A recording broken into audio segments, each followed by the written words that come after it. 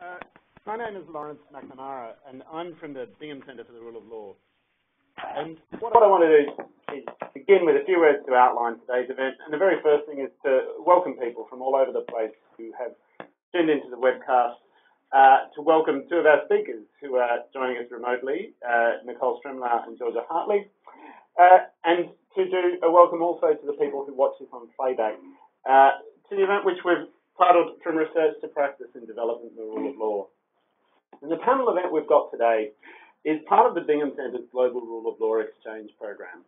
It's a program that examines the key challenges posed by global development and the place of the rule of law in understanding and addressing those challenges.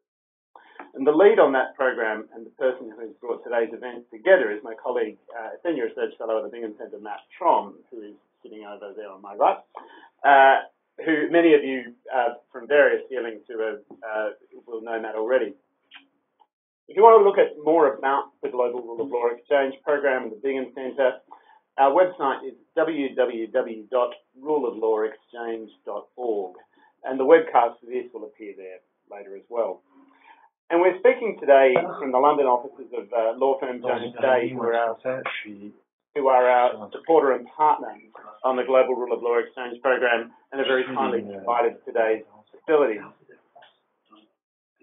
So what I want to do is briefly, before our speakers begin, to outline what our aims are today and how this fits with these broader exchanges about rule of law and development issues.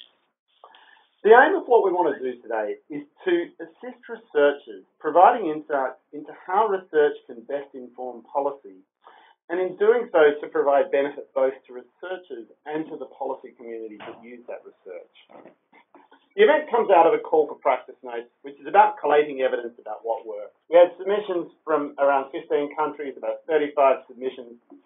But what I want to do is frame the discussion much more broadly than that, because it's about a wider set of issues relating to how researchers engage with policy and how policy communities engage with researchers.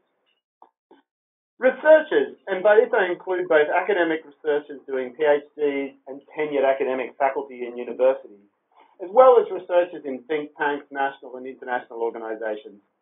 Researchers undertake really important work, and they build the evidence base. They work with cutting-edge ideas. They use sophisticated and sound methodologies.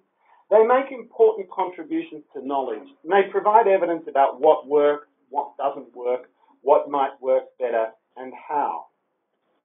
But one of the challenges that they face is to see to it how it is that their research can inform policy. And for researchers based in universities, this can be a particularly significant challenge because they're sitting outside policy communities, whereas think tanks, NGOs have much closer connections and share often a combination of being both users of research and producers of it. The challenges that researchers face come up in different ways. They might include things about the research questions that are asked. Are they relevant to policy? How can they be relevant? About the conclusions people draw as researchers. Can these be transformed into recommendations that can then be applied by policy communities? It might be about presentation. That, as an academic for a long time myself, it's a shattering feeling to know that not everyone reads a 10,000-word article, no matter how great that piece is. And so there's a challenge in presenting things to produce work that will be read by policy audiences and research users. It can be issues of access. Who do you contact and how? And on the other side of that coin, the policy community wants to know about research. It wants evidence. The research will have different value and be used to differing degrees. And so the better researchers understand the needs of policy communities and the demands and constraints that policy audiences face, the more likely it is that policy can be effectively informed by research. And so with that, I want to turn now to our panel. We'll have 5 speakers today, 3 here in London and 2 that will be coming in remotely. What we're going to do is panellists will begin with a very short 5-minute presentation, and then we will have a discussion along the way. And that discussion will be informed by some of the questions people have sent to us beforehand. You can also send some questions in via Twitter. Our address is Bingham Centre, a hashtag research to practice, or you can use the chat box on the system. We expect we'll go for around an hour. And so with that said, I think we'll turn then to our first speaker. Our first speaker is Ajoy Dada. Ajoy is a research fellow at the Research and Policy and Development Program, the RAPID program, at one of the leading development organisations, the Overseas Development Institute, ODI, you will often see it just referred to as. He works on the relationship between knowledge, policy and practice, organisational change in donor agencies, government institutions and think tanks. And Ajoy is going to share some of his thoughts based in particular on a recent project he ran from Indonesia. Ajoy. Great, thanks very much. So I'm going to talk about some work I've done in Indonesia earlier this year for a big project funded by the Australian government called the Knowledge Sector Initiative, KSI for short. Essentially tried to do 4 different things, I think. One is to improve the supply of research information by working with think tanks and research centres, improving the use of research amongst policymakers primarily, improve the capacity of intermediaries, the people who go between, like the media, and also the enabling environment. So, for example, the regulation which determines the extent to which governments can commission NGOs to do research for them. So they commissioned myself working with people from a leading think tank called CSIS, the Centre for Strategic and International Studies in Indonesia, to do a baseline study. So a study about the extent to which policymakers use research knowledge, and they would use that to basically create a baseline against which they would measure progress the project is making towards achieving their ends. So as I said, it was to explore how national level policymakers use knowledge. In terms of how we define use, we look at how policymakers scope the research question, how they acquire the information they've scoped, and how they learn about the research findings. We interviewed about 30 people, 30 different officials. We interviewed 90 different decision makers in about 30 interviews, mainly from the executive branch of government.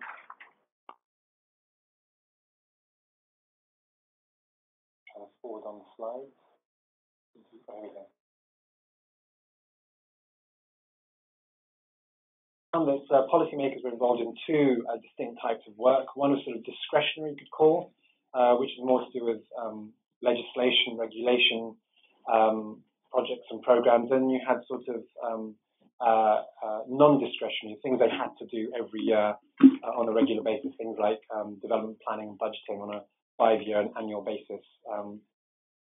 One of the initial questions we asked was, there's this assumption that people and policymakers, they value research. So we wanted to ask, well, when you are making policy, what is the most important type of knowledge that you draw on? And the first thing people would often say was statistical or administrative data. Then they might say research studies, which is precise. Then they might have said views of citizen perception, how policies are. And we asked policymakers what were the reasons you acquired research. Great. The top reason policymakers said they commissioned research was to provide context, to understand policy problems and issues. After that, they said, research would be helpful to develop policy and strategy.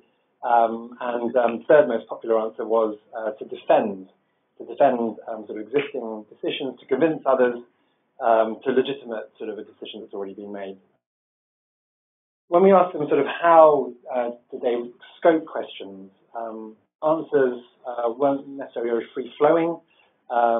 Research questions were usually generated in a sort of ad hoc manner, often driven by directives from senior decision makers. So the president would say, we need to know what's happening regarding the price of rice, for example. And then that would sort of lead to directives being sent down to the research unit within a ministry to commission research on that issue. Some people said that a professional background in academia, perhaps, as well as support from experts from research institutes, universities, international agencies would often be helpful in scoping specific questions. In terms of who policymakers turn to, so within the executive, officials we spoke to said they were most likely to consult experts in universities. either at the national level or the provincial level. This is followed by international agencies, such as the World Bank and United Nations agencies. Other significant sources were internal sources, so these are sources within a particular ministry, perhaps in a neighbouring directorate or bureau.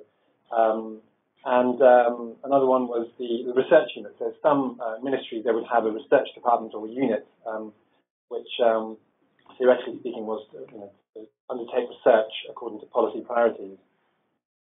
On the legislative side of the government, they said they were most likely to consult expert staff. So these are sort of expert staffers who were working very closely with particular legislators or working within the parliamentary research unit.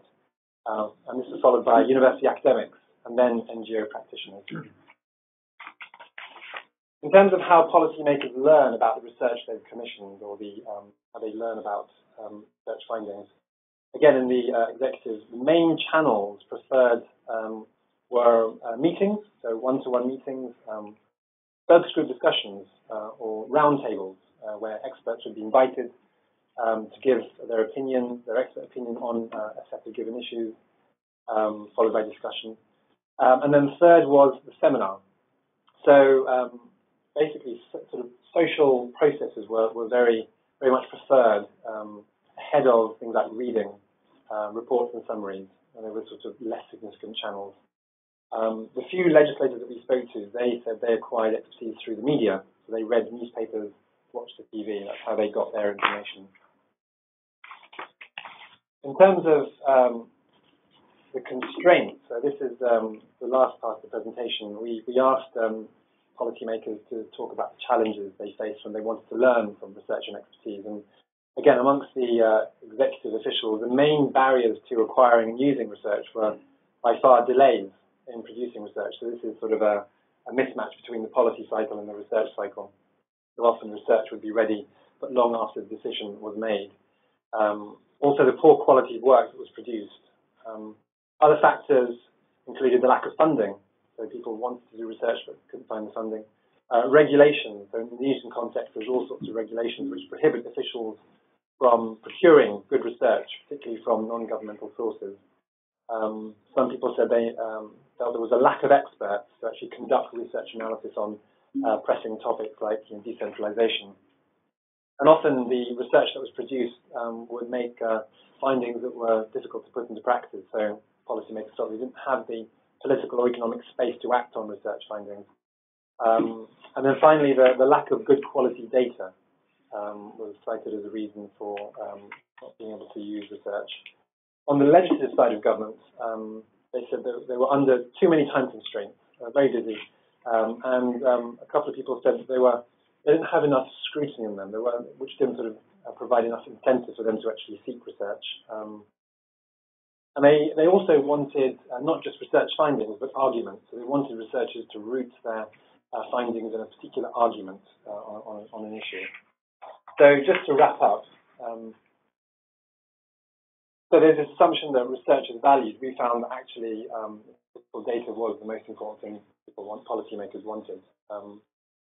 Expertise is more important than research studies. So it's kind of facilitated by the fact that maybe there's a lack of experts, maybe it's difficult to procure research. The easier thing was just to bring in a bunch of experts for a meeting, for a focus group discussion, a roundtable, and find out how they can help address particular problems.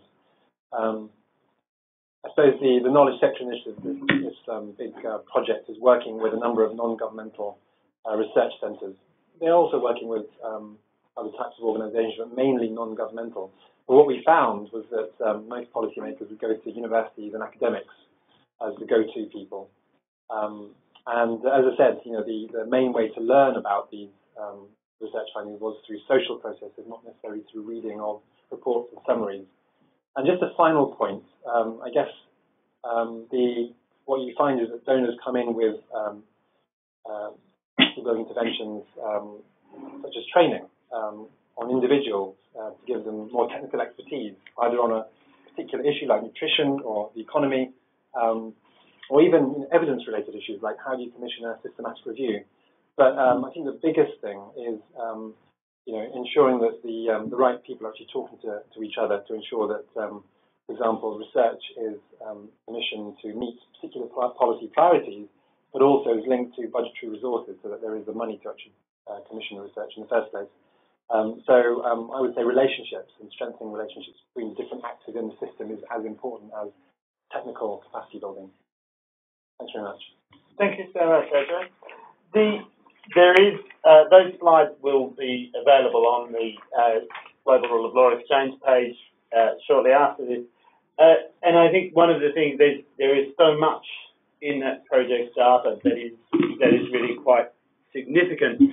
And surprising though it may seem often to university academics, that fact that universities and academics are go-to experts is really important. It's a really valuable thing for academics, I think, to recognise, because sometimes you are told that, but you don't always believe it. And it's really valuable to have that data that tells you. I'll move now to Justin Hackfield, our second presenter, who is the second on the right from me here. Justin works for the UK Government's Department for International Development, commonly referred to by its acronym as DFID. Justin is a rule of law advisor within the Governance, Open Societies and Anti-Corruption Department. And he is a recent arrival to DFID. So he brings with that, though, while a recent arrival to DFID, a long-standing work in rule of law issues. He's a qualified lawyer. He's previously worked in conflict prevention with the European Commission, the Irish Embassy, the Red Cross, and the UN, among many others. Justin, over to you. Lawrence, thank you. Thank you very much. Let me begin by thanking Jones Day and also the Bingham Centre for the Rule of Law for organising and for hosting this. I think it's quite fortuitous that I'm following Ajoy, who concluded with the need to fund research, because that's exactly how I'm opening my comments today. Thank you. Just to begin with a statement, Justine Greening mentioned the purpose of our research is knowing that our approach to development is actually going to work. It's useful to begin with a fillip to politics, because it's firstly something I want to talk about a bit today, but also it's useful to remember that it's politics that allows us DFID to spend up to 3% of its budget on research. Now, that totals up to about £1 billion every 3 years or so. It's a huge amount of money. The justice sector takes a very small part of this. Health and education takes about a third, agriculture a third, climate and environment of 10%. But DFID is actually it is the biggest, I think, funder of governance research. Just under 10% of spending about 21 million every year on governance. And although I'm here to talk about how DFID's research funding informs its policy and programming, it's worth noting that an additional purpose is to provide these public goods into the public arena. And about 40% of our website visitors come from the south, and at least 10% from lower income countries. So, especially in this day and age where technology has advanced at such a state, research really does have a global reach. I think this webcast today, organised by the Bingham Centre for the Rule of Law, is a demonstration of that. Another flag I want to raise on behalf of DFID is its Data for Development project, which is about building the capacity for data collection and a common global statistical system, which is obviously hugely important, and with the now global goals impending in terms of their measurement and implementation. Something that DFID's research on governance has been particularly exercised with recently is this notion of political settlements. And I want to flag up some of our main research projects as I run through the structure of it slightly. And so if it's a little bit clunky, I apologize for that. And this notion of political settlements came from a recognition that a lot of our interventions, international interventions, just simply weren't working, despite best of intentions and planning. Political settlements, different contesting groups of essentially reach a common understanding. I describe a more intense status that their best interests were served through working through government, and if they're excluded, violence in this interpretation of representation is an attempt used by those outside to coerce the political settlement, or by those inside, if you like, to co-opt. This is a program we have running with Christine Bell up at the University of Edinburgh if you want to read more about it.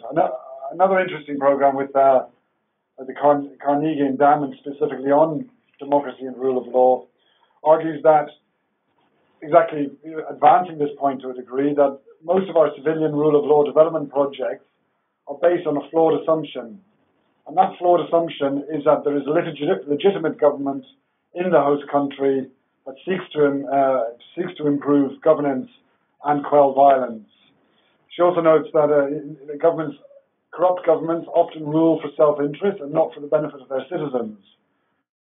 Indeed, Sarah Chase takes this a step further and argues that corrupt governments need to be stood as, I quote, vertically integrated criminal organizations designed to maximize corrupt profits and use the judiciary to ensure impunity. Heavy stuff indeed. But whilst everyone agrees that politics matters for development, there's a lot less agreement about what to do about it. And there's an interesting line of research with the Effective States research project with the University of Manchester, which looks just about this. How do we persuade elites to commit to inclusive development? And I'm not going to pretend to have that answer.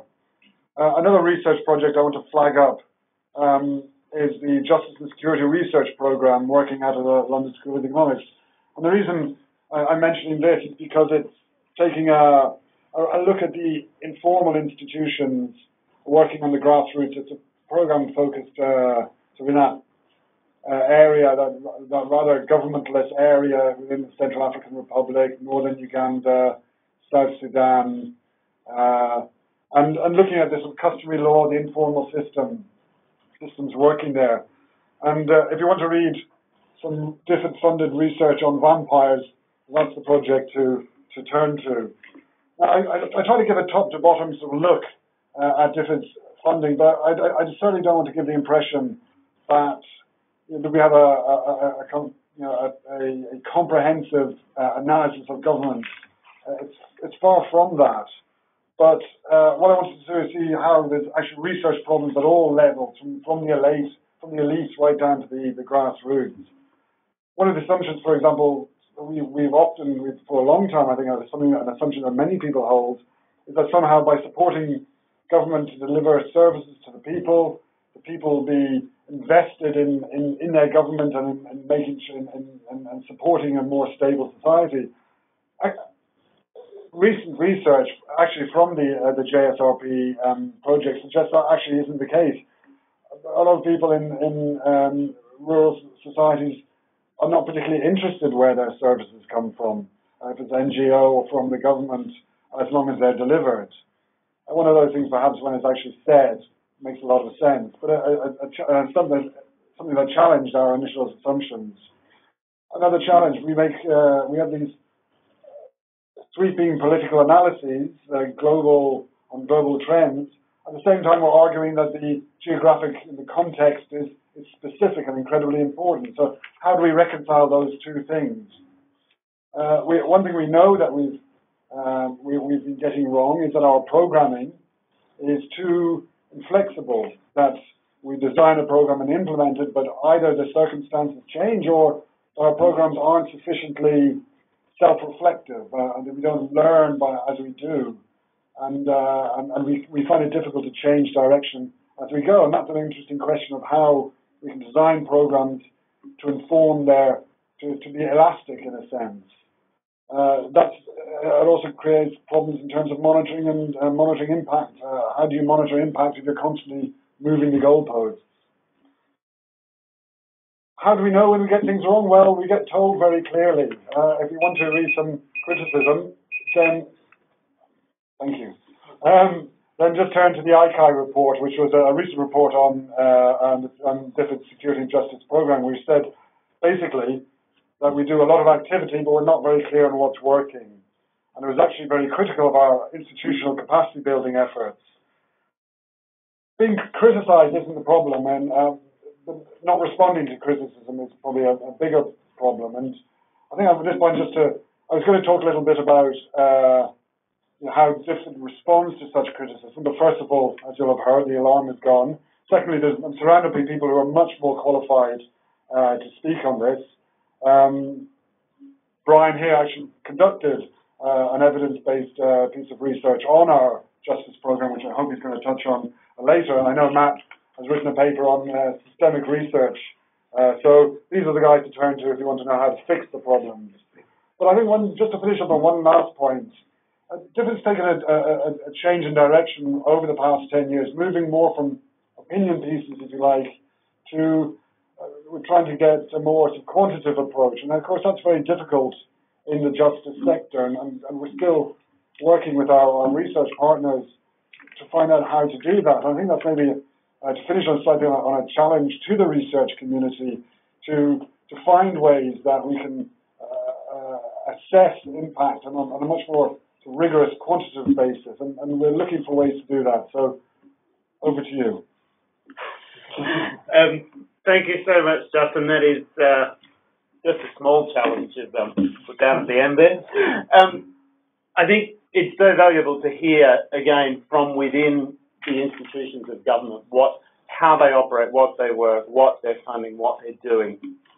And I think that one of the things that chimes with some of the points Ajay made there was this issue of data, of what Ajay says is good quality data, the preference for statistical data, hard numbers, and of course there are challenges in the justice sector to do that.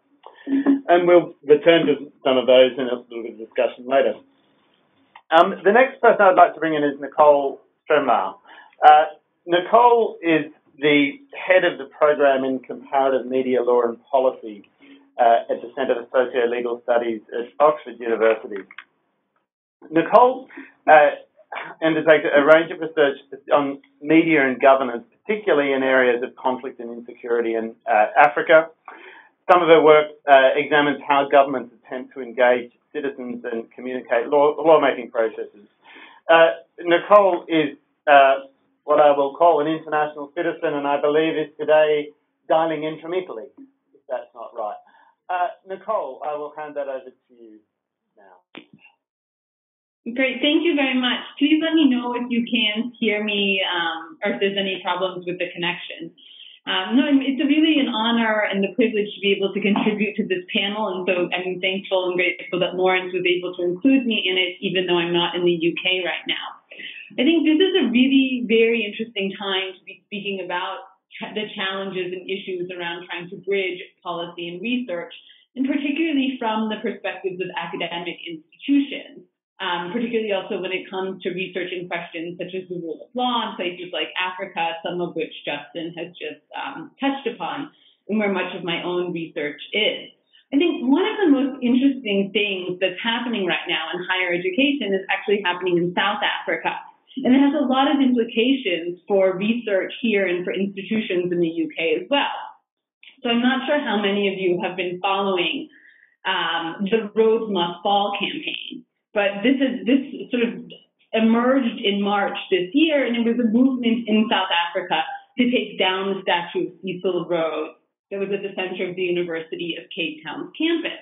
And Rhodes, the students were arguing, symbolized institutional racism, colonialism, and they said that it had no place in a modern institution such as in South Africa. And the students were successful in their campaign, and they managed to have the statue removed. And over the last few months, this has spread across South Africa. The campaign has spread across South Africa. Rhodes Must Fall has transformed into Fees Must Fall, and it leads to a lot of questions about the representation and representativeness of South African academia as a whole.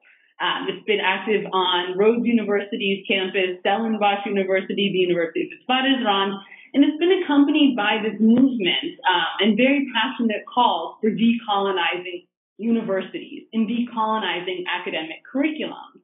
And I'm fascinated by this because it's also reached Oxford. This Friday, there'll actually be a protest on Oxford campus about trying to take down the statue of Cecil Rhodes that sits in front of Oriel College. Oxford. So there's also been a lot of calls for reflecting on what Oxford's curriculums are teaching students and how representative they are and how inclusive they are of other debates. And so there's been this call for decolonizing curriculums and ways that certain subjects are being taught. And I think that this really raises important questions for policymakers as well as for academics and how we're in dialogue with one another. And there's been, at least in academia, there's been somewhat of a marginal thread of debate and discussion in my field, which is mostly on freedom of expression and media law, similar to Lawrence, about how we de-Westernize these subjects and what does it mean to de-Westernize media law or research on freedom of expression issues. But this is becoming very urgent right now. I think it's partly because students are demanding it, and partly also because a lot of the literature that we would be using in courses is not always available, that has greater perspectives, greater diversity of perspectives, and also greater literature that's produced by a greater variety of academics and scholarship. I think what you see, at least in the field of freedom of expression in media law, is that most of the literature is overwhelmingly dominated by Western authors analyzing Western cases. And when you do see work on Africa, it tends to take a template perspective. And this is what I think we definitely need to try and move away from. This template perspective can take many different forms, and I would argue that it's also pervasive more generally in sort of rule of law literature as a whole. It can appear, for example, when you use Western theories and frameworks to analyze social phenomenon in Africa, or perhaps when you see a book on media law and the majority of it focuses on media law cases in European countries, and there might be one sort of token chapter on Africa at the end of the book. And we also see it, I think, in terms of looking at the tendency to compare, judge, and assess certain phenomena according to the indicators that have been devised for Western countries. And so here I'm thinking about rule of law indices, such as Freedom House or human rights global indexes, that attempt to assess countries according to how well they're performing on certain criteria. And I think that there's a growing movement towards this as well, with all of the push on big data and development too. So there's sort of two or three main points that I think that we should think about as we think about ways that we might be able to contribute positively towards this change and this trend in debate. The first is about how policymakers commission research, and particularly in the global South. So I think you see there's a huge driving force, a huge sort of sub-economy that's driven by international organizations that support and fund research in the developing world. And they have the funding to support for universities, academics, NGOs, but the agendas are still defined largely by the policymakers themselves. And so too often, I think this leads to the production of research that is exactly what the policymakers want to hear, research that emphasizes their values, their worldview, their perspectives, and fulfills a certain agenda. Even if it's not intended to be that way by the funders or by the policymakers, it's simply the way that the relationship tends to work. And I was recently part of a project that was working to identify local knowledge on ICTs and governance in Eastern Africa. And it was actually a Carnegie Corporation project as well. And we worked with local universities, Addis Ababa University, the University of Nairobi, among others, to try and see what this quest for local knowledge exactly meant. And was there anything fundamentally different about the scholarship that was coming out of Africa around ICTs and development versus the scholarship that was being produced in the global north? And one of the findings of this is that we actually found that much of the research that was being produced in the global south was far more normative. And a lot of it was because it was precisely this gray literature that was funded by NGOs and international organizations. And also because, in some ways, the debate on rule of law, human rights, and democracy has been so ideologically driven and entrenched that many scholars found it difficult to move away from that. So I think, for instance, a lot of the important work that DFID did, as Justin mentioned, with the JSRP, and also I know DFID has also funded work at ODI with the African Politics and Power Program. Those projects really try and get at the grassroots situation and look at politics and what's happening on its own terms. And I think that kind of scholarship is much more difficult to find at African institutions. And it has to also do with training and funding and a whole host of other reasons, as well. But so in terms of thinking what academics and universities need to do, and here I think of us as sort of a global, larger family of higher education. And I try not to differentiate as much as universities from the global north or global south, because I think we have academics working across and in different institutions and are highly international. But I think we also need to focus on what kinds of incentives are in place for certain kinds of research. I think the reality is that it's also becoming more and more difficult for academics to do sustained field research, getting on the ground, engaging with the issues, having a long-term perspective. And part of it is funding, but part of it is also the incentives that are at the university or that are more at an internal structural level, where there's a lot of incentives in terms of publishing quantity. And field research takes a lot of time. It's very cumbersome, particularly in difficult areas of the world. But I think if we're going to also really be able to affect and influence policy, academics need to be able to do more empirical work and get more empirical evidence about how systems actually work rather than how they're supposed to work. And again, I think that there are isolated programs such as the JSRP, which is fabulous, and ODIs, some of ODI's programs, that have been able to break through this. But in general terms, I think you do see among more senior academics also this trend towards quantitative research, because it also fits with the incentives of the academic structures themselves.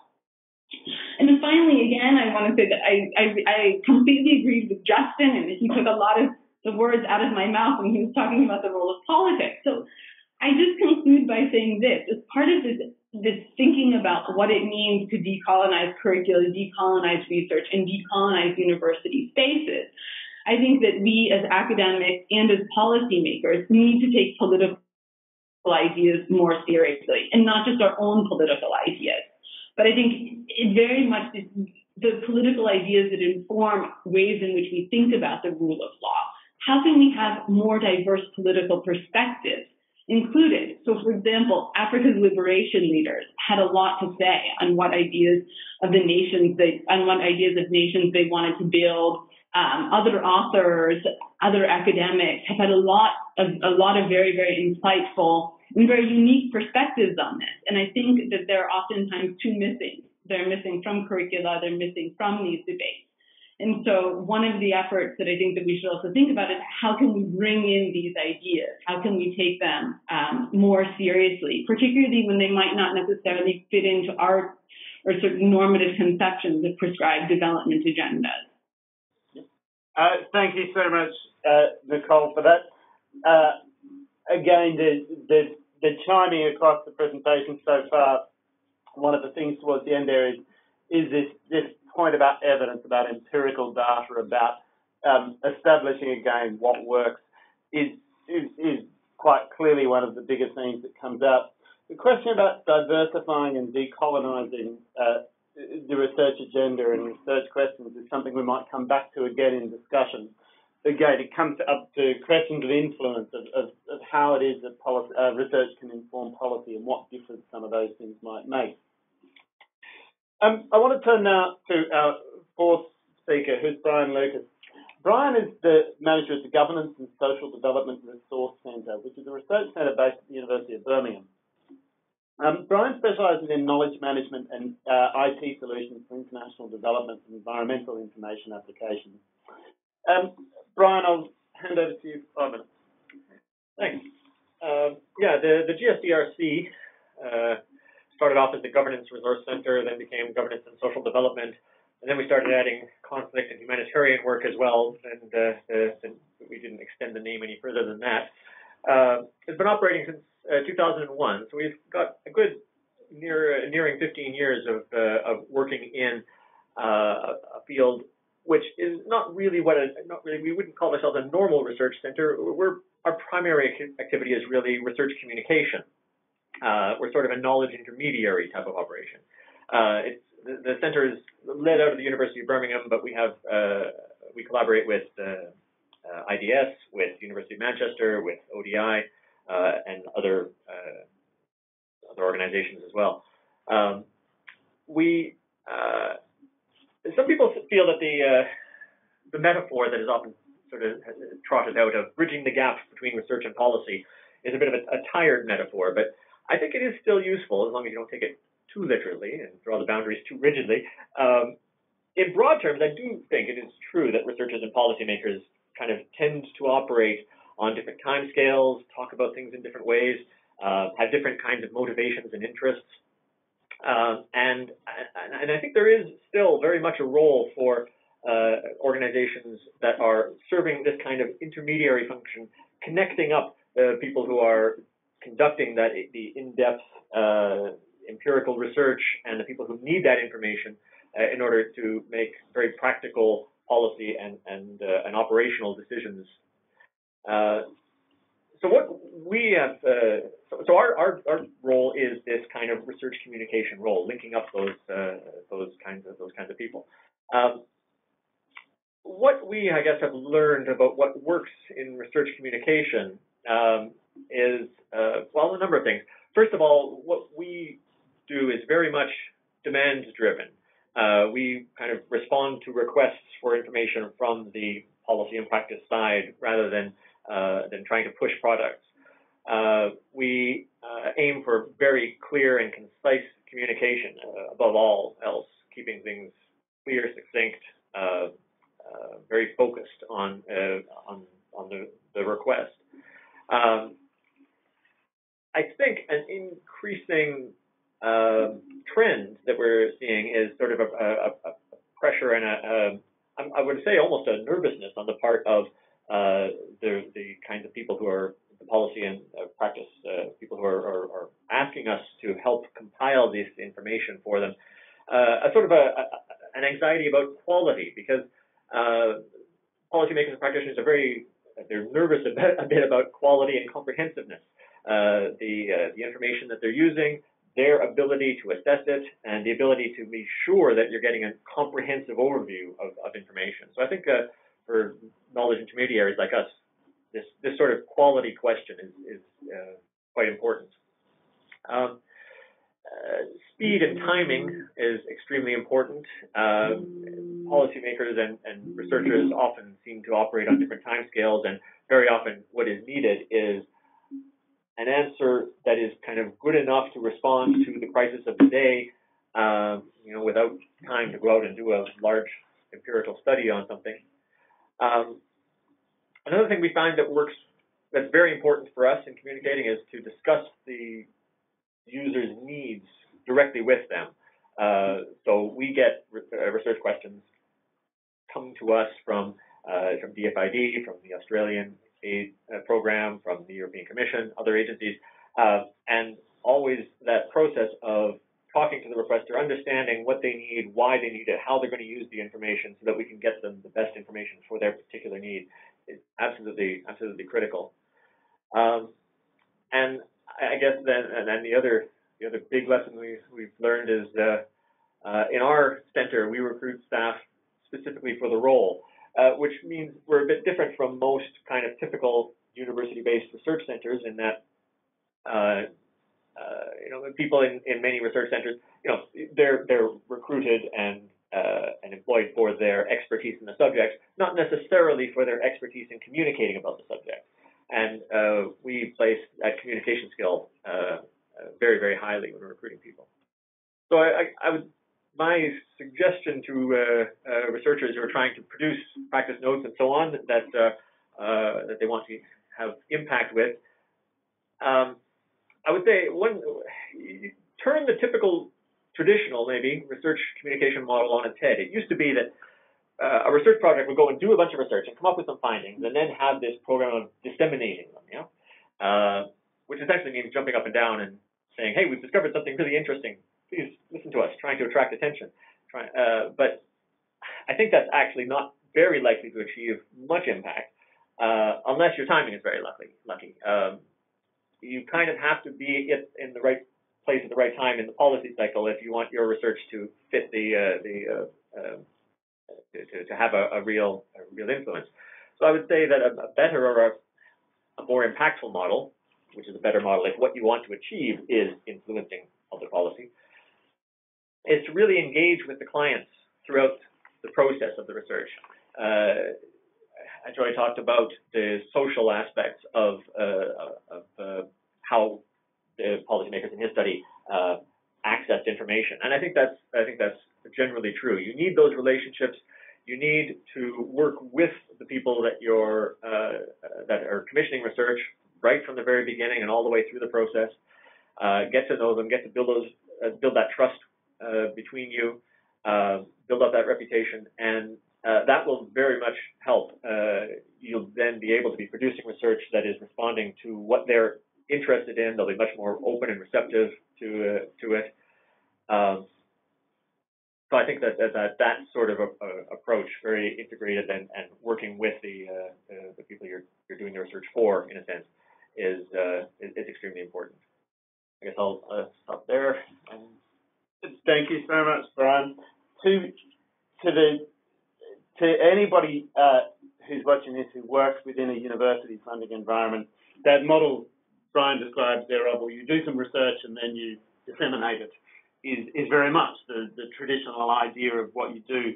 And the challenge then of working with clients in the sense of whoever it is that is wanting you to undertake research, be that government department or an organisation, an NGO, local communities, what have you, it leads you to a different pattern of how you undertake that research engagement.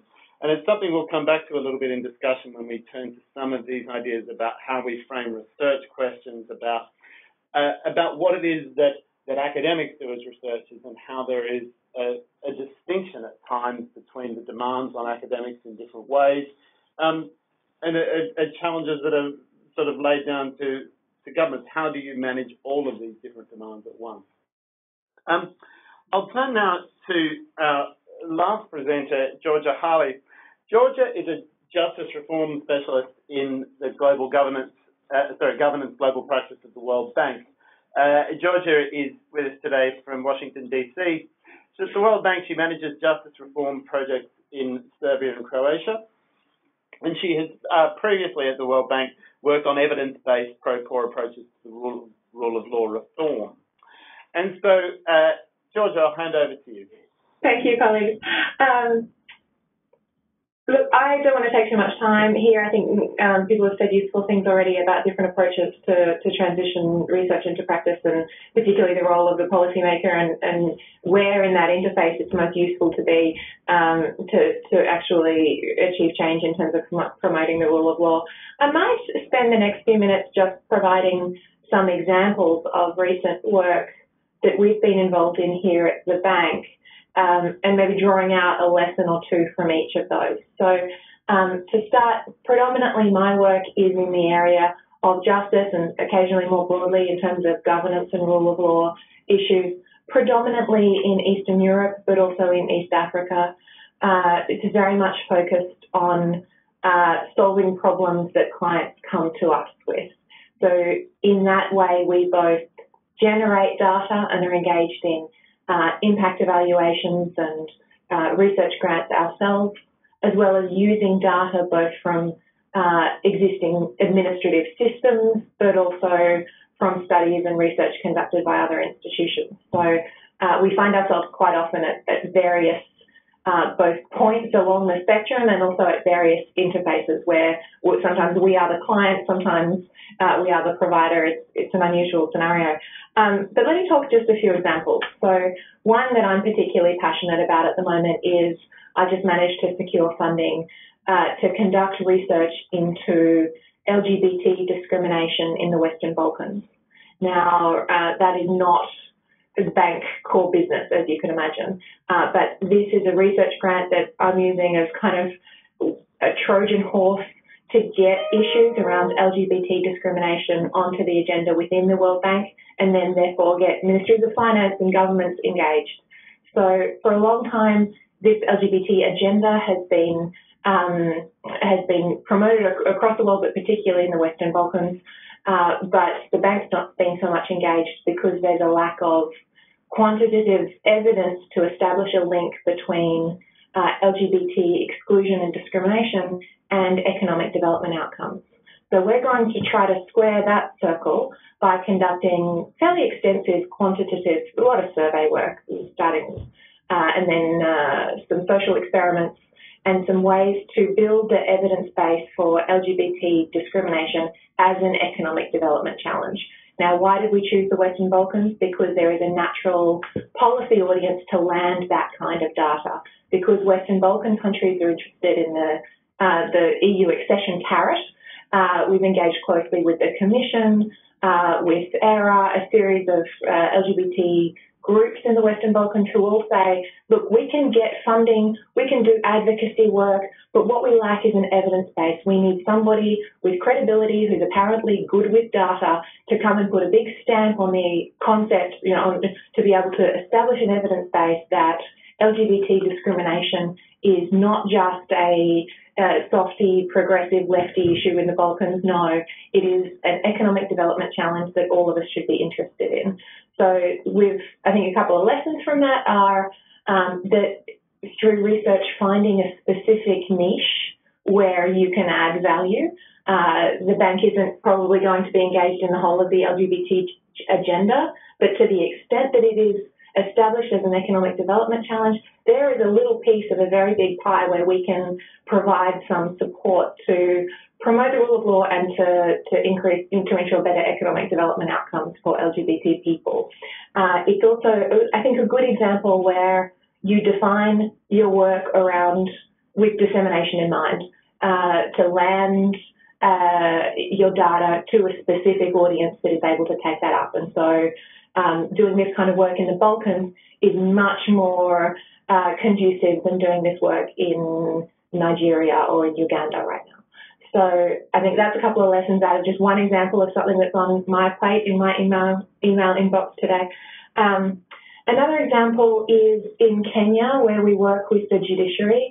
We're looking at conducting one, possibly two small impact evaluations that would straddle a large project that we work on there. So Kenya has a $120 million project together with the World Bank to strengthen the performance of the Kenyan judiciary. That covers everything from, backlog reduction, access to justice, training, infrastructure, the whole gamut of what one would imagine as a World Bank project with the Kenyan judiciary. But a key element of that is around encouraging more evidence-based approaches to management decision-making that can drive better performance by the judiciary to serve its citizens. So we're just in the process of a big restructure of that project that will shift it from being about goodies and inputs, everybody wants a car and everybody wants a building and everybody wants a new computer, to more focused on outcomes that affect citizens. So how do you know what they are?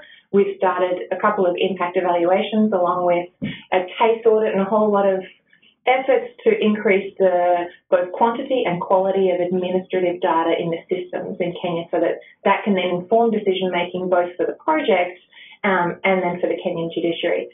So that's an interesting example where research sort of is coming alongside a big orthodox World Bank project. I have some misgivings about impact evaluations and happy to discuss them at another time. I'm sure it's always a hot button issue. Part of my kind of lesson from this is we often talk about impact evaluations as being able to support policymakers. Frankly, we're not supporting the policymakers that we're engaged with. We're supporting their successor and their successor and their successor after that, because the time lags of research in that environment are so long that the information that will be useful to inform decision-making is probably realistically about 4 years away. So that's something that we're very conscious of in our dealings, is to not sell this concept that we're going to help you tomorrow by engaging in research. But in the interim, using administrative data to create sort of incremental improvements in processes so that people are seeing quick wins from the administrative data while the big impact evaluation is coming. So there's an example from Kenya. Perhaps another example is some recent work from Serbia. I know that there are other people here on this panel who've worked together with me in Serbia, Lynn Hammergren, who's with us. She may wish to comment on this also. Here was an example where we were looking at a very comprehensive assessment of the functioning of the justice system in Serbia, taking as much quantitative as well as qualitative data as a significant kind of piece of analytic work, one integrated product that advises the Serbian justice sector on, where is their current performance at, where do they need to be to meet the various EU standards, and therefore how high do they need to jump, that was work that was commissioned for the bank to conduct by both the Serbian authorities and the European Commission. It was just published last year. It's probably the most detailed piece of work we've certainly done, and probably that I've seen, on using using more evidence-based approaches to look at justice system performance. And to give you a very scary image of what that looks like, here is the report. It's about 450 pages. It's actually such that we needed to create a coffee table book version of it that's only about 50 pages, so that we could tap into both audiences. You know, the broad ministerial level audience who wants to read a quick 1 or 2 pager, and then the very detailed evidence that people working in the system want to be able to inform their decision making. So if you're interested, I think the methodology was fascinating. The work was incredibly challenging. If you Google Serbia judicial reform, I think this is the first hit that comes up. It was called, the formal title is the Serbia Judicial Functional Review conducted by the World Bank. I think the methodology is a really interesting one. And if anybody's interested in conducting that kind of work, we'd be happy to support. If I have another few moments, I can think of a couple of other examples. There are a few governments at the moment who we're engaging with, who shall go nameless as the work remains in draft, to provide what we call just-in-time advice. So you're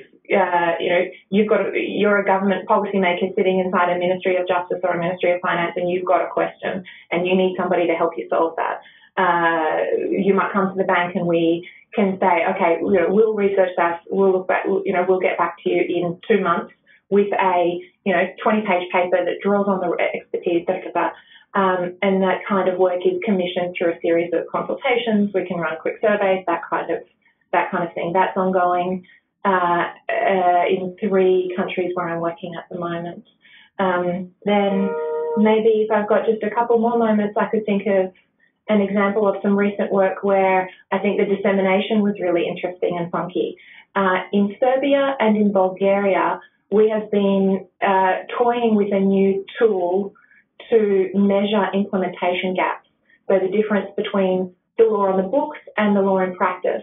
You can take pretty much any rules-based process and through this tool track, what is, from a user's perspective, from the perspective of, say, a small business needing to enforce a debt, or a woman seeking a divorce in the context of domestic violence, whatever your rules-based process is, if that person needs to navigate an administrative or judicial process, what are the steps that they're required to take under the law, and what are the timeframes and how much does it cost, versus how does it actually play out? Are there extra steps? Is there more money? Are there steps that are ambiguous and therefore, so it's an interesting tool, very cheap to implement, and we conducted that for a few rules-based processes in Serbia, and I think 4 in Serbia and 3 in Bulgaria just in the last year. The work won the World Bank's Innovation Award last year, which recognises, emerging tools that can contribute to economic development. Now, I don't really care about the award, but it did give us a bit of money to make a video, and we made a little infographic-style animated video, which I think if you Google "Mind the Implementation Gap," it's the first hit that comes up, and it's like a 3.5-minute video that can explain how this methodology, it's not really methodology, how this tool works, and how it could be applied in different contexts. It's something that we're experimenting with to do elsewhere as well, and I think this could be picked up by NGOs, by research institutes.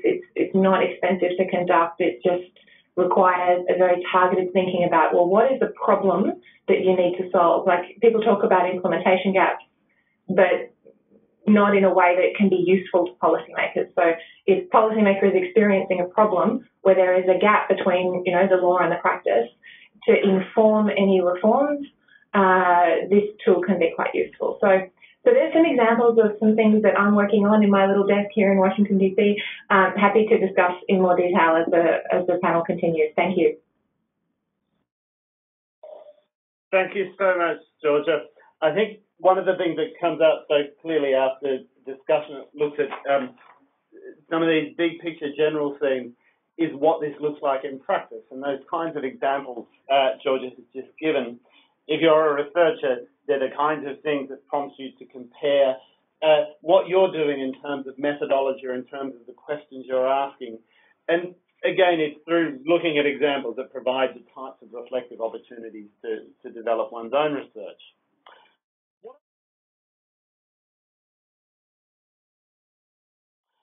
What I want to do, I think, over sort of the next 15 minutes or so, is address to members of the panel a few questions that have come up in the course of discussion and to get them to expand on a few points. And then there's a range of other points I will sort of draw attention to in closing. One of the issues that comes up in, to some extent, the rough order is this distinction between the research questions that academics ask. So academics are often generating their own research questions, and the research questions that policy audiences need answering. So one of the questions I'm interested in is to what extent do you think there really is a difference about the questions that academic researchers ask and the questions that policy audiences need answered? And if you're a researcher wanting to shape your concerns in a way that will possibly let you do the research you want to do, but frame it in a way that will engage with a policy audience, what suggestions, Brian has already said, as have others, engage with client communities to start with, but any suggestions about what academic researchers are doing or should be doing when they ask their research questions to make it better suited for a policy audience?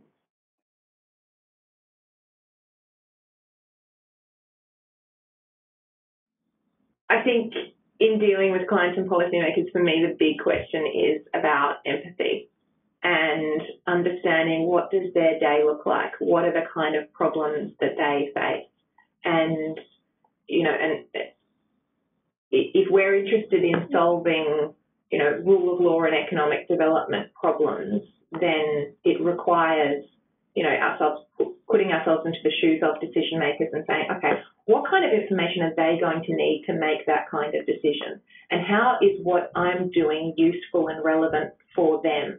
So to give you an example of that Kenya impact evaluation work and the strengthening of administrative data that we're working on in Kenya, we have a fairly junior researcher there in Nairobi at the moment, and gosh, she's fantastic because she gets around, she meets people, she listens, understands what are their problems, then she can go back at night and, you know, dig into data, adjust the kinds of questions that we're going to pose in the impact evaluation, see how, you know, that can land to make sure that the impact evaluation works, build up a constituency, I suppose, of people within the Kenyan judiciary who become interested in data. And so I just had a phone call with her this morning where on page 3 or something of the standard newspaper in Nairobi, she's opened that this week, and there is data that they have worked on together that is in the newspaper. And so she's able to then come, you know, to her office and say, hey, look, you know, this data that we developed together using the administrative data that we developed by going out to the field and, you know, working with each of the individual courts, you know, in something about family violence cases, has actually just made it to page 3 of the newspaper. And that builds, you know, constituency, it builds credibility, it builds an audience and appetite for that kind of work. So I think, yeah, a certain amount of humility on the part of all of us, and a huge amount of empathy to see where are the entry points, where can we be useful in a way that's then, you know, also going to get our research read. So I think that's just maybe a small example. Thanks. Thanks, Georgia. A question to kind of, I suppose, follow up with that, and Justin, you might be well placed to answer some of this, is the point there that Georgia makes of you need as a researcher to understand what someone's day looks like. And I thought the example of Georgia gave of a 450-page report and then the contrast with the 1- or 2-page document that somebody will read. As somebody sitting within government and others from their own experience be able to also answer this. What is it that will be manageable within someone's day?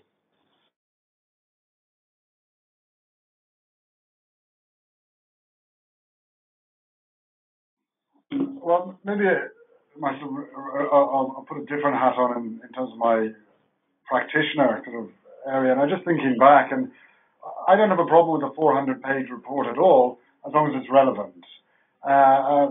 It's frustrating to wade through a lot of material just to pick out the salient bits, but I'm not a huge fan of the executive summaries, except to find out if something's relevant and worth reading into. But I remember one of the things I always had a problem with, first of all, is the people who are on the ground are not the people you want to talk to, because they are relatively inexperienced. It's the senior researchers who are the ones sitting in the university back home, who are the ones who have that long historical perspective, which often is, can put you on a completely different track by just telling you that something had been tried 10 years before and had failed, and go and read this or go and read that. And that was so helpful because it saved you absolutely days of wading through material. But I remember always wondering a little bit, like the nature of the relationship. It was very clear when you have a funding relationship with a researcher, and that's clear. You can draw on that information. But if you don't have that relationship, well, how much of that researcher's time can you actually take up? And that really comes to a question of relationships. I think maybe, and that's maybe something that's useful. That's a kind of a partnership that can be clarified. Is how much. Once you have a relationship, you need to be able to ask those quick questions to get a quick response so you can move on. The phase of actually, and just to harken back to something I mentioned earlier, that phase of planning and having the flexibility to design programming, it's probably not something that you've even done yourself. And if it has been done, it's been done a long time back in the process. And that's maybe something about that kind of reflexive, adaptable programming. I think that's something that research is. That's an entry point for a kind of a research partnership. But then picking up on what Georgia said about the time process, and that what was it called, the just-in-time advice. So to summarize, I think there needs to be some way to find a back and forth, an ongoing back and forth, and it doesn't really seem to be there in the field work. The field, of course, is very divorced from the academic and thought, and that's going back in where the universities are funded.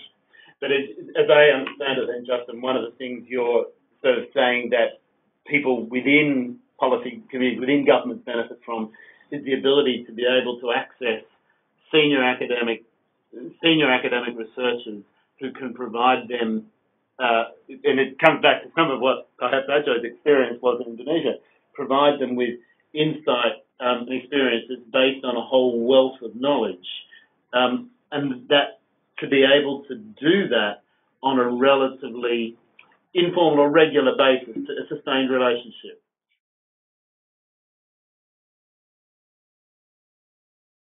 Sure, because you have your planning stages, and you have maybe ideally some sort of midterm review, and then you have your final, your impact assessment, and these are all sort of research points. But it's the problems that you encounter on an ongoing basis that you can't sit and wait 3 months to resolve. They have to be resolved within a few days, and it's that kind of guidance that I always found difficult to access. Yeah. Can I then, Nicole, I might just bring you in here on this one to start with, and then I will turn to Ajo and Brian on the same question. As somebody working within a university, how willing, from your point of view, do you think academics are, if you got a call from DFID or from another government department, be it here or elsewhere, and they said, look, what we really appreciate is a chat about X and Y to get your sense of what we should be doing or give us some background. How willing do you think academics are to provide that kind of background?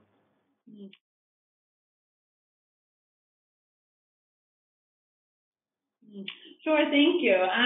No, first I just want to say I slightly disagree with Justin's comments about more senior academics and younger academics. I have to say some of the most interesting seminars are by PhD students who've just returned from the field. And so I would probably agree with Georgia when she says, oh, her young colleague in Nairobi is getting really interesting data. I think we do have a problem, and when you have more senior academics who just with the pressures on publishing and getting material out, that are relying on too much data secondhand or from younger colleagues rather than going out into the field themselves. And again, I think there's definitely exceptions where programs like DIFID's projects with ODI and the LSE are enabling more senior colleagues to go out and get that field research. But I think it takes both senior and more junior academics that do spend time, and PhD students that do spend time in the field. In terms of responding to requests by policymakers, I think academics generally are very, very willing to do so.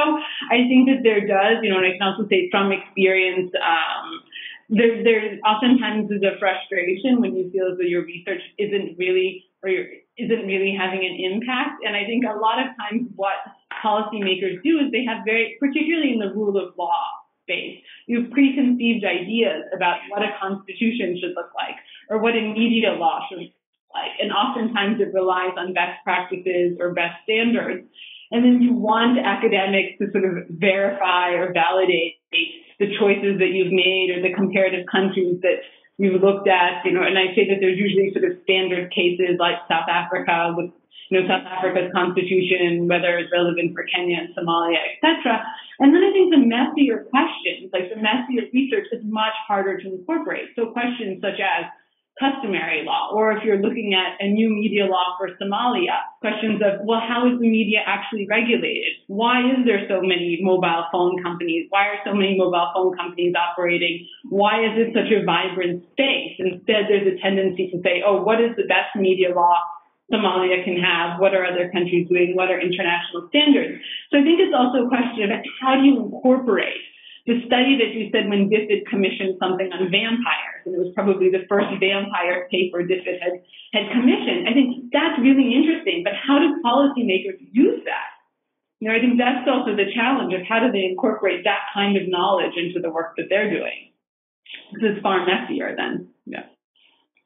Great. Thanks, Nicole. Joy, do you want to sort of respond to the same issue of I suppose the two things that have come up, the willingness of researchers to engage with policy communities, and did any of this come up in the discussions you had? Are people quite happy to? And again, possibly then, is it the case that both senior researchers have something to offer, especially that longer term breadth of knowledge, and those who are out in the field?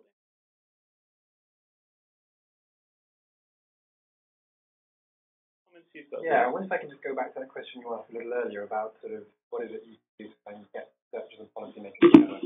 I wanted to sort of relate to an example from a piece of work I'm doing in South Africa. We're working with the Department for Environmental Affairs, helping them to think through how they can use evidence more systematically. And we're working with two teams in particular. One is the waste team and the other is the biodiversity and conservation team. And interestingly, the latter, the biodiversity team, they've come up with a research strategy to help them meet their policy goals. But when you read the research strategy, it's all about sort of statistics and modelling. And you speak to the policy maker who's in charge of the biodiversity team, and he says, well, it's not really that useful to help me meet my goals. He's interested in things like how many rhinos do they have? How many sort of damage-causing animals do they have? What do they do about it? How many birds do they have? How do they conserve them? How can they use the sector to generate employment? The green economy is a big sort of sector now, using the environment as a source of industry. The research strategy has actually been produced by an organisation which is mandated to provide the team, the biodiversity team, with research, and by sort of a senior researcher, sort of a quasi-governmental organisation. And you just wonder, well, what is it that has prevented them from actually talking to each other and actually coming up with a strategy which meets these policy goals? And I suppose there's all sorts of things which have been mentioned already, and that's the sort of external incentives which are imposed on particular individuals to meet their performance targets, etc., in terms of publications, etc. Maybe it's something to do with personality. Maybe it's to do with maybe they do meet, but they're kind of straitjacketed by formality. Maybe what they need are more informal spaces to meet in where they can really address key problems. Or it might be that they need someone external to sort of broker a relationship, and I guess that's the role that we're trying to play at the moment.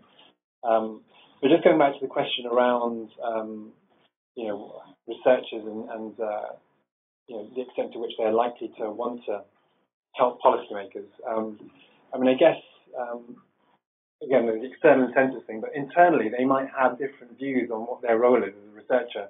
At one end of the spectrum, you might think that actually it's not my job. My job is just to get my head down and do research and provide high quality research. And maybe it's someone else's job to do the communication bit. On the other end of the spectrum, you might have people who are who think it's their moral duty, to basically influence policy and root their arguments in research findings they've generated. So they're sort of academic activists. And in between, you've got sort of very different roles. The honest broker who will sort of help policymakers explore various different options, etc. So I think there's sort of external things which are sort of shaping the behaviour of individuals, but also maybe more innate value-driven things about what their role is. Great. Brian, you obviously have quite a few dealings with all manner of people involved in this. Any comments from your side? I think, Andrew is quite right that there's a range of different kinds of people who have different degrees to which they really want to or don't want to engage with policymakers. But I think that our experience is on the whole that most academics are quite happy and pleased that someone's interested in their work and are quite happy to share what their comments about what they're doing. On the whole, academics do have all sorts of competing incentives these days. A paper that is a policy advice paper doesn't get you academic credit in the university system anymore the way that a journal article does. But despite that, I think we play that kind of networking role a lot working for DFID and other agencies. Where we get a research question from DFID, it's our job to go out and use our networks, use the bibliographies and backup papers, whatever means we can to get in contact with the best country specialists and thematic specialists to get some kind of inputs from them, and they are extremely generous, I think, in feeding that through. I think maybe what you might.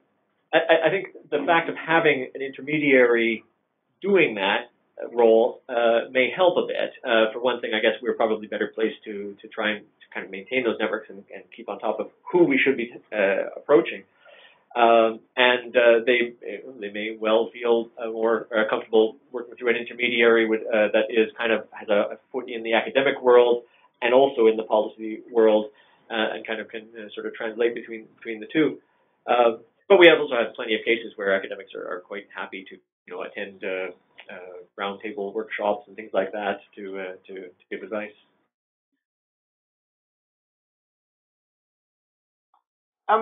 Matt has just mentioned to me there are some various questions that have come in.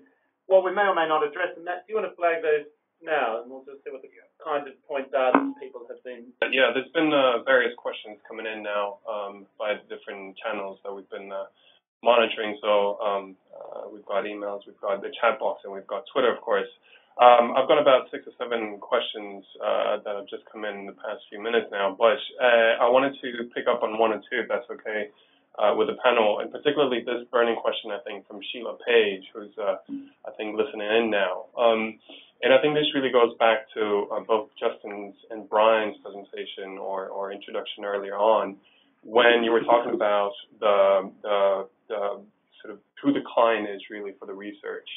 And I think Sheila's question is when it really asks who the client for research is.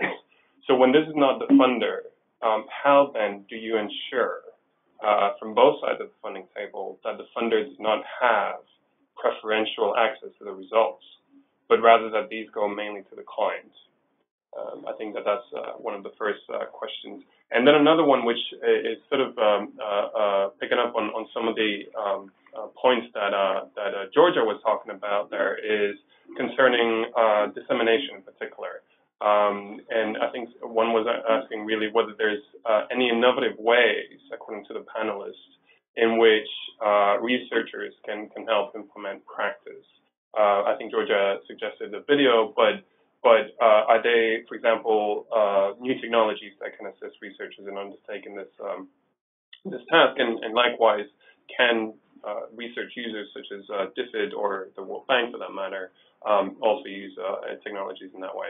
Again, more questions, but I think we can stick to those two for now. I think very quickly, because we're of course on a limited web time, I think at this end as well. Just quick, I think very much the first question, that issue of restricting access to research data. Does anyone have views or comments about that preferential access or restricted access issue and how that might arise? Right? Well, I guess I would say that there is, I think, an increasing. I think that maybe we're heading in a direction where that's maybe becoming less of a problem. Hopefully, more and more funders are very much embracing open access, open data. It's often is really encouraging openness and that sort of thing. So, as far as restricting access to data. Yeah, my hope is that it's actually we're making good progress in the open data initiatives to reduce that problem. I guess the question of whether the funder is sort of dominating the agenda and dominating the dissemination seems a very tricky one, and I don't know that there's an answer to that one. I think. I mean, it is good in terms of its open access, but more broadly, perhaps the academic structure of the subscription service to access academic articles, it does work against reformers in developing countries who don't have access to them. And maybe by passing an article over, you're committing some sort of breach of copyright. One thing I wanted to pick up on, another thing was that we're also talking a lot about research into policy. And there seems to be sort of an assumption that somehow that policy converts into reform. And there's a big gap, of course. A sort of follow-up question is that the converting of policy, development policy, a donor-driven development policy, how that actually converts into a client country ownership. And I think that's something we haven't touched on today. Yes, I mean, yes, it is. Yes, it is donor-driven. Yes, it is often funder-owned in the sense, in a lot of sense, somebody like Georgia, all she does is judicial reform, analysing legal systems. When you were in charge of a legal system, and most of your time is spent administrative and organising people's holidays, it's a very different sort of knowledge foundation there, and we have to accept that to a certain extent, because that's why we have specialists. So I don't think that's necessarily problematic, but I think that sharing of that is more a question of the cooperation in identifying the problems and the approaches, really.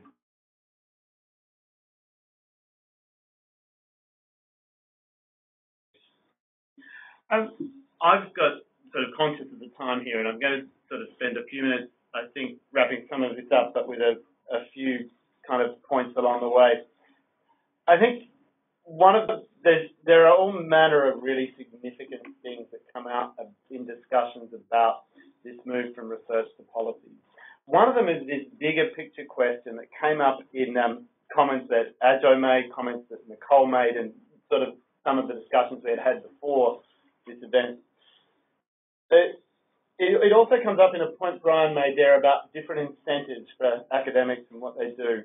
And that is the role of an academic researcher might be viewed by different people as being different from the role of a researcher who's specifically gearing themselves to policy.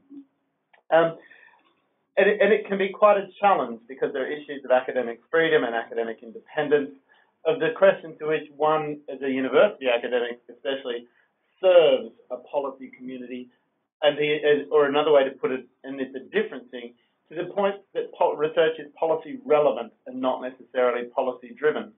And finding the right place for any given researcher to work within that it's something that comes down sometimes to individual choice. Some people want their research to be more oriented to policy questions.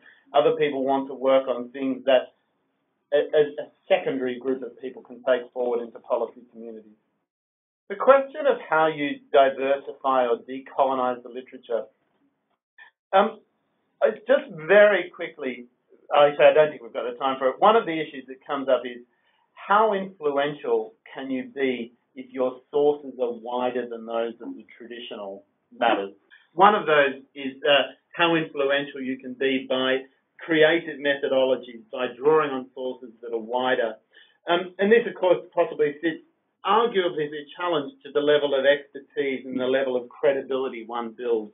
But that credibility is built by good, sound, solid research. The need to produce good quality data. And what I found really interesting is the focus on statistical and quantitative data seems to be very strong, and it might be something we can explore at other occasions. Questions of access into communities.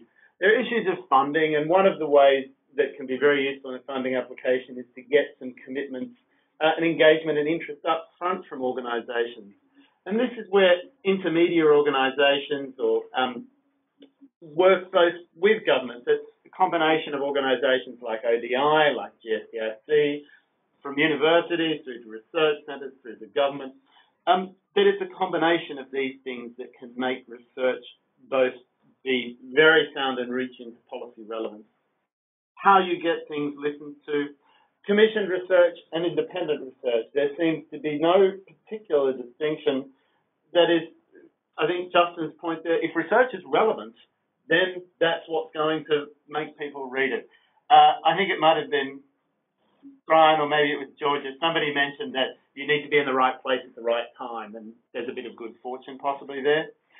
Issues of expertise, that is, the question of how you become one of the experts government goes to, it comes across very clearly. You need to build this good quality research, but then you will be consulted on more points that are slightly outside of that specific set of findings.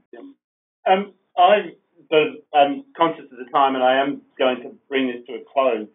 I think in doing so, a few things. One is there's all sorts of questions. I had a raft of questions that I've written down during it. We had questions in advance. We've had questions come in.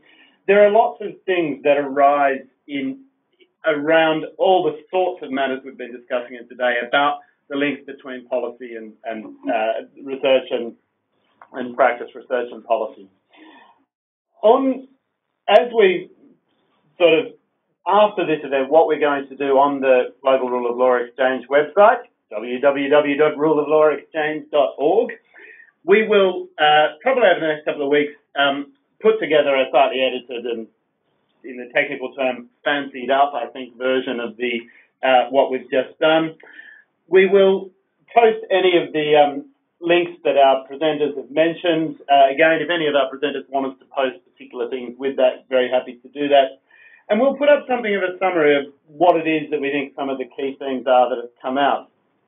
I want to do one thing, so certainly, is to thank very much our panelists, to thank Ajoy, Brian, Justin, and remotely to thank Georgia and Nicole. To thank Matt Tom again, who has brought this together. To thank Jones Day, and very particularly at this moment to thank Stephen, who has been the master of all things technological, which has worked superbly. To thank everybody who has watched. The screen we can see shows there's quite a few people tuning in, and they are a most marvellous bunch of people that are following the very specific instructions of muting microphones and muting webcams, so thank you very much for that.